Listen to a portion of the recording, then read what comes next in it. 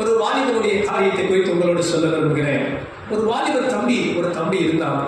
அவனுக்கு பெற்றோர் இல்லை. அவன் வாழ்விலே நன்மை என்று சொல்ல ஒன்றுமே இல்லை. நல்ல வீடு இல்லை. ஒதுக்கப்பட்டவன், புறத்தள்ளப்பட்ட ஒரு வாலிபன். ஆனால் அந்த வாலிபன் கர்த்தரை துதிக்கிற வாலிபனாக இருந்தான்.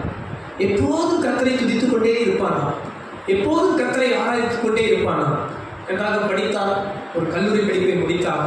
பெரிய மார்க்கெல்லாம் எடுக்கல, ஃபர்ஸ்ட் ரேங்க் மெரிட் அப்படிலாம் மார்க் எடுக்கல. ஆனால் ஆண்டவருடைய கிருபையால் கொஞ்சம் நல்லா பாஸ் பண்ணுகிற அளவுக்கு ஒரு நல்ல மார்க் எடுத்தான்.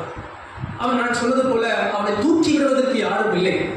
அவனை ஒரு மேலான இடத்துக்கு உயர்த்துவதற்கு யாரும் இல்லை. அவனுக்கு வழிகாட்டுவதற்கு யாரும் இல்லை. அவனோடு இருந்த ஒரு நண்பன், அவன் ஒரு நல்ல கம்பெனியில் ஒரு இன்டர்வியூக்கு போகும்போது, நான் இந்த கம்பெனிக்கு இன்டர்வியூக்கு போகிறேன், நீ வரையா என்று கேட்டானா. எனது மார்க்குக்கு இந்த கம்பெனிக்குள்ள நான் போகவே தகுதி இல்லாத ஆள், நான் அந்த கம்பெனிக்கு எப்படி போக முடியும் என்று தயங்கி இந்த வாலிபன் அந்த கம்பெனிக்கு இன்டர்வியூக்கு போயிருக்கிறான்.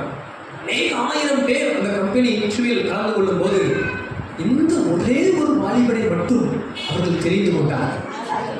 இவன் கூட படித்த, நல்ல மதிப்பெண் எடுத்த, டாப் ரேங்க் எடுத்த அனைத்து நண்பன் தெரிந்து கொள்ளப்படவில்லை. இவனுக்கு ஆச்சரியமானது. இவன் அந்த HR இடத்துல கேட்டானா, ஏன் என்னை தெரிந்து கொண்டீர்கள்? ஏனென்றால் பெற்றோர் இல்லை, நண்பர் இல்லை, நன்மை எதுவும் இல்லை. இவன் இப்படி ஆசீர்வாதம் பெறுவதற்கு தகுதியே இல்லை. அதற்கு அவர் சொன்னாரா, எனக்கு தெரியவில்லை, ஏன் உங்களை தெரிந்து கொண்டார் என்று. கடவுள் உங்களை நேசிக்கிறார் என்றே நினைக்கிறேன் என்று அவர் சொன்னாரா. அல்லேலூயா.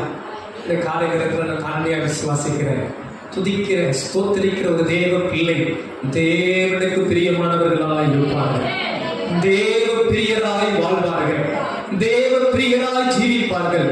அப்படிப்பட்டவர்களை தேவன் நிச்சயமாகவே